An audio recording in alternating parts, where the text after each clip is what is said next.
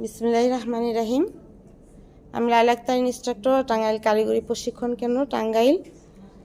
এখন হাউসকিপিং ট্রেডে যে প্র্যাকটিক্যালটা দেখানো হবে সেটা হচ্ছে রাইস কুকার সম্পর্কে আলোচনা করা হবে। রাইস কুকারের ব্যবহার, রাইস কুকারে কি কি রান্না করা যায়, এই ব্যবহারের নিয়ম, সতর্কতা এবং কিভাবে রক্ষণাবেক্ষণ করা যায়। তো এখানে আমরা দেখতে পাচ্ছি এলজি কোম্পানির একটা রাইস কুকার, যেটা আমরা নতুন কিনে নিয়ে আসছি গত সপ্তাহে। এটা হচ্ছে 1.8 লিটারের রাইস অর্থাৎ রান্না করা যাবে। তো রাইস কুকার আসলে কি কি করা যায়, রাইস কুকারে অনেক কিছুই রান্না করা যায়। ঠিক আছে, প্রথমত রাইস কুকার আমরা ভাত রান্না করতে পারি, খিচুড়ি রান্না করতে পারি, পোলাও রান্না করতে পারি। তারপর হচ্ছে বিভিন্ন ধরনের সিদ্ধ জাতীয়, যেমন ডাউল সিদ্ধ করা, আলু সিদ্ধ করা, ঠিক আছে, অনেক কিছুই করা যায়। এটা হচ্ছে বিদ্যুতের সাহায্যে চলে।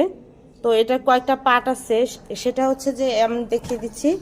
এটা হচ্ছে ভিতরে এটা কয়েল পার্ট, যেটার উপর পাত্র বসিয়ে আমরা রান্না করি। এই এলজি রাইস কুকারের দুটা পাত্র আছে, একটা হচ্ছে স্টিলের, আরেকটা হচ্ছে কি নন স্টিল। তো আরেকটা হচ্ছে ছাকনা আছে, যেটার মধ্যে আমরা বিভিন্ন ধরনের কাজ করতে পারি। এটা হচ্ছে যে পাতা সিদ্ধ করে ভর্তা করা যায়, তারপরে ডিম সিদ্ধ করা যায়, আলু সিদ্ধ করা যায়, বিভিন্ন ধরনের পিঠা বানানো যায়, যেটা তাপের সাহায্যে তৈরি করা হয়, এবং কি ভাপা পিঠাও এটা দিয়ে তৈরি করা যায়। এটা একটা ঢাকনা, কাচের ঢাকনা।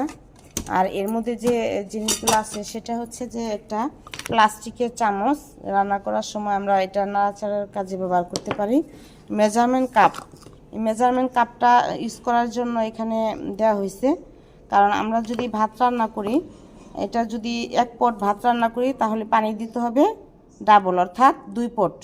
ঠিক আছে, তো এখানে আরেকটা জিনিস আছে, এটা হচ্ছে কারেন্টের সাহায্যে চলে, ইলেকট্রিক কট, যেটাকে বলা হয় টুপিন প্লাগের।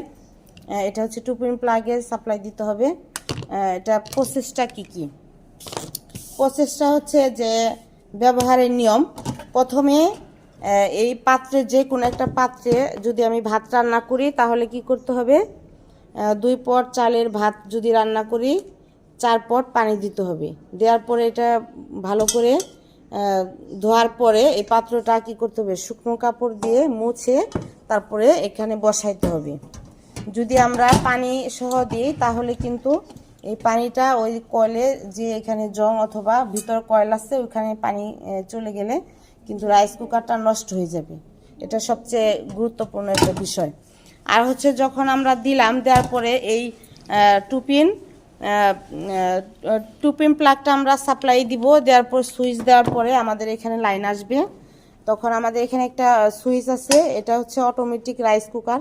এই সুইচটা যখন আমরা নিচের দিকে দিব, তখনই কিন্তু রান্না শুরু হয়ে যাবে, কুক। অর্থাৎ এটা যখন রান্না শুরু হয়ে যাবে, তখন এই এই ইন্ডিকেটর ভাল্বটা জ্বলে উঠবে, তখন আমরা বুঝতে পারবো যে এটা রান্না হয়ে গেছে। ঠিক আছে, রান্না হয়ে যাওয়ার পরে কি করতে হবে, সতর্কতা, সেটা হচ্ছে যে প্রথমে প্লাগটা অফ করে নিতে হবে, অর্থাৎ সাপ্লাই অফ করে তারপরে আমরা, যেহেতু এটা গরম হতে পারে, আমরা যাতে আমাদের হাতে তাপ না লাগে সেদিকে খেয়াল রাখতে হবে।